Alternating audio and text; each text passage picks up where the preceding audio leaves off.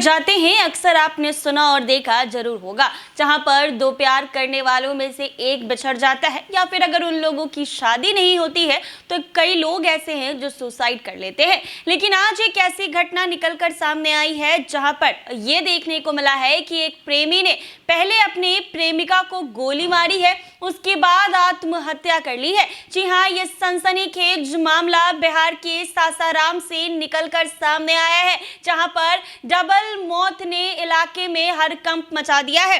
रोहतास जिला मुख्यालय सासाराम के नगर थाना क्षेत्र अंतर्गत तकिया मोहल्ले से एक बड़ी घटना सामने आई है, जहां प्रेम प्रसंग में एक प्रेमी ने पहले अपनी प्रेमिका को गोली मारी, फिर खुद को भी गोली मारकर आत्महत्या कर लिया। घटना स्थल पर ही दोनों की मौत हो चुकी है और एक ही कमरे में खून से लथपथ दोनों के शव पड़े हुए हैं। इधर घटना के बाद मौके पर स्थानीय लोगों की भारी भीड़ इकट्ठा हो गई है तथा मामले की सूचना पर सदर डीएसपी दिलीप कुमार भी अपने दल बल के साथ पहुंचकर मामले की जांच पड़ताल शुरू कर दी है। बताया जाता है कि शहर के तकिया मोहल्ला स्थित अशोक गुप्ता के मकान में मृतिका श्वेता कुमारी अपने भाई के साथ किराए पर रहकर मैट्रिक परीक्षा की तैयारी कर रही थी। गुरुवार की देर शाम जब उसका भाई कुछ सामान लेने घर से बाहर गया, तभी प्रेमी ने घर में घुसकर मृतिका को गोली मार दी और खुद भी आत्महत्या कर लिया। प्राप्त जानकारी के अनुसार प्रेमी का मानसिक संतुलन कुछ बिगड़ा बताया जाता है तथा वो लंबे समय से युवती को परेशान कर रहा था। वहीं मृतिका की पहचान करगहर थाना क्षेत्र के कल्याणपुर गांव निवासी हवलदार पासवान की 20 वर्षीय पुत्री श्वेता कुमारी के रूप में हुई है, जबकि प्रेमी शिवम कुमार भी करगहर थाना क्षेत्र के भोला मोमिनपुर गांव निवासी अभय पासवान का पुत्र बताया जाता है।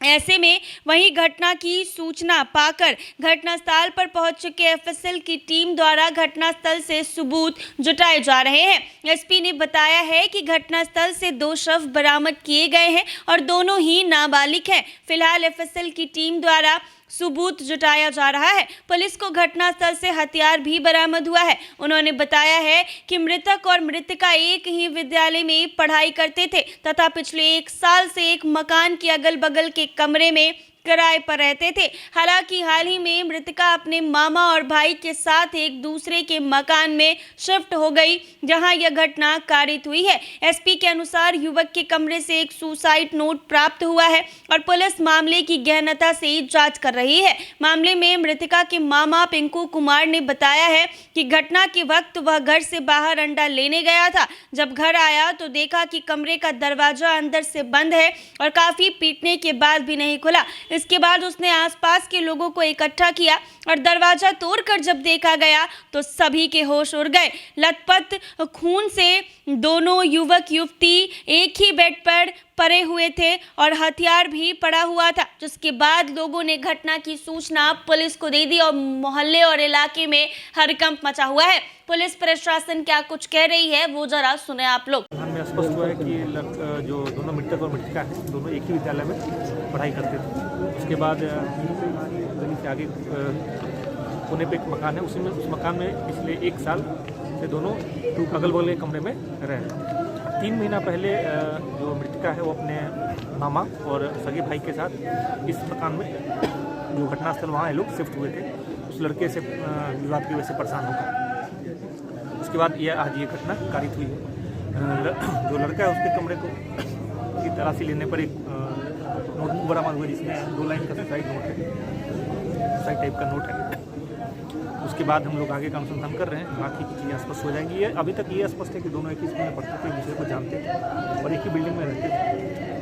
कुछ विवाद होने का जिसकी शिकायत इन लोगों ने मकान मालिक को भी की थी, तो मकान मालिक द्वारा दोनों के परिजनों को बुलाकर इस बारे में अवगत कराया गया। उसके बाद जो मृतिका है उसने वो मकान छोड़ के यहाँ अपने भाई के साथ, फिलहाल वो अपने मामा और अपने सगे भाई, मामा जो इसके साथ ही इंटर में पढ़ाई करता था और जो सगा भाई है वो 10th का एग्जाम देने वाला था, उसके साथ इसमें रह रही थी। घटना के समय जो छोटा वाला भाई है वो दूसरे एक दूर के रिश्तेदार का कमरा है जो बगल में ही है, उस कमरे में था और जो उसका मामा है वो बाहर कुछ काम से गया हुआ। जब वो वापस आया तब उनको कमरा अंदर से बंद पाने पर शंका हुआ, तो पड़ोसियों की मदद से इन्होंने दरवाज़ा तोड़ के अंदर देखा तो दोनों का शव पड़ा हुआ था, जिसके बाद पुलिस को सूचना मिली तो घटना स्थल। सर सुनने में आया कि लड़के की शादी भी ठीक हुई थी, क्या कहें? देखिए इन सब चीज़ों के बारे में भी परिजनों से ज़्यादा बात अभी जो उनके साथ मृतका के साथ लड़के थे उनसे बात हुई है, इसमें ये चीज़ें स्पष्ट हुई। बाकी भी परिजनों से ज़्यादा बात हो नहीं पाई। और इसमें थोड़ा आप लोग से निवेदन है कि दोनों चूँकि नाबालिग हैं तो इसमें थोड़ा सा संवेदनशीलता बनता है। हाँ, रूम अंदर से बंद होने की बात बताई गई, इनके द्वारा ही बताया गया कि कुछ लोगों द्वारा धक्का मार के दरवाज़ा तोड़ा गया। उन लोगों की से भी पूछताछ की जाएगी, तब एग्जैक्ट सीक्वेंस पता चला है कि घटना क्या और क्या। नहीं, आवाज़ सुन के नहीं, जब इसका जो अपना सगा छोटा भाई है वो दूसरे कमरे में था और वो जो मृतका उसने इसको पूजा देने की बात कही थी। जब इंतजार किया ज़्यादा देर में वो नहीं आई, तब इसने जाके दरवाज़ा खटखटाया। दरवाज़ा नहीं खुलने पर इसने पड़ोसियों को सतर्क किया, तब उनके द्वारा दरवाज़ा खुलवाया गया। आवाज़ सुनने की बात अभी तक किसी ने मकान में नहीं बताई। ठीक है, थैंक यू। तो आपने सुना इन्होंने क्या कुछ कहा है।